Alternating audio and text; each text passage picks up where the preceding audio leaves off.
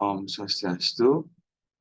Di sini saya akan menjelaskan standar nasional pendidikan menurut Peraturan Pemerintah Nomor 57 Tahun 2021. Nah, sebelum saya menjelaskan, perkenalkan nama saya Kadek Satria Budi Wiguna, lahir tanggal 17 Desember 2003 di Denpasar. Eh, saya dulu bersekolah di SD 4 Tonje, di SMP 12 Denpasar, dan SMK 1 Denpasar.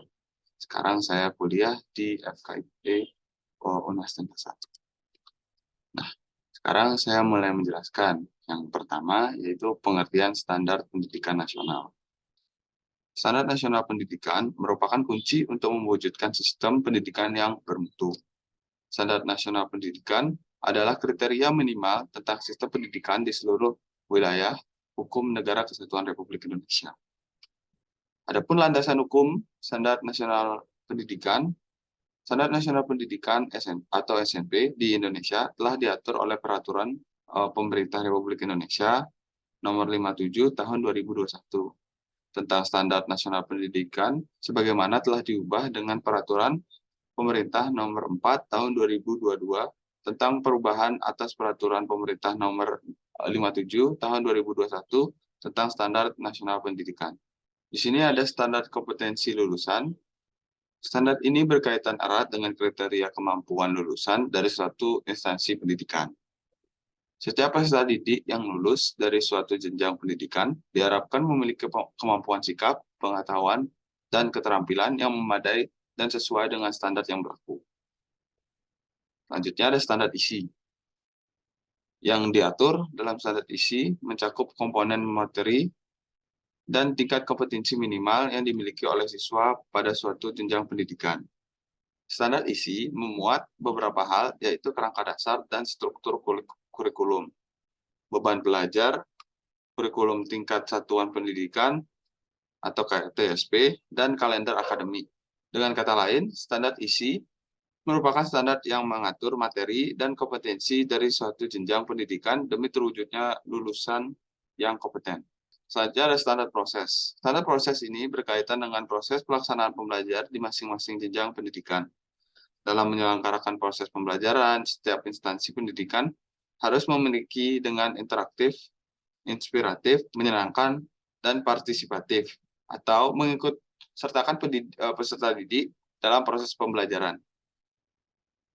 Selanjutnya ada standar penilaian pendidikan. Standar penilaian pendidikan ini mengatur segala hal yang berkaitan dengan prosedur penilaian pada peserta didik.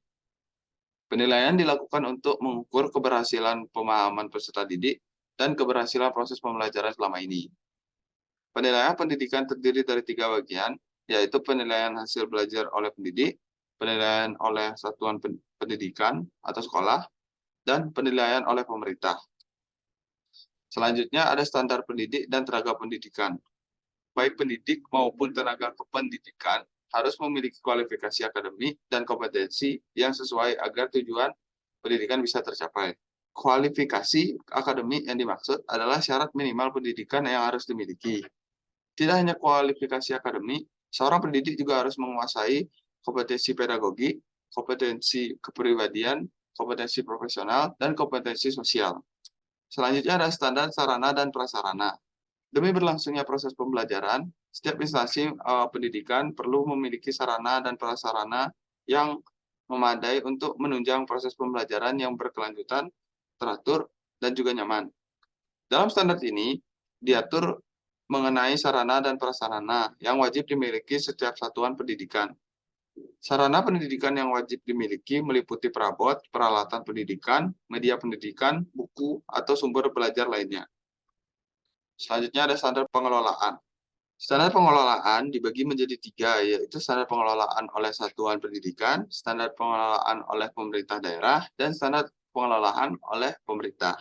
Hal-hal yang berkaitan dengan standar pengelolaan ini diatur lebih lanjut dalam Peraturan Menteri Pendidikan Nasional Republik Indonesia Nomor 19 Tahun 2007 tentang standar pengelolaan pendidikan oleh satuan pendidikan dasar dan menengah.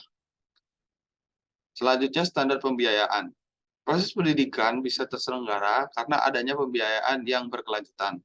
Peraturan yang mengatur lebih lanjut mengenai standar pembiayaan adalah Peraturan Menteri Nomor 69 Tahun 2009.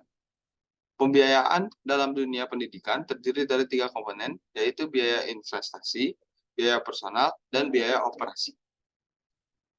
Sekian penjelasan dari saya. Jika ada salah kata, saya minta maaf, dan terima kasih atas waktunya.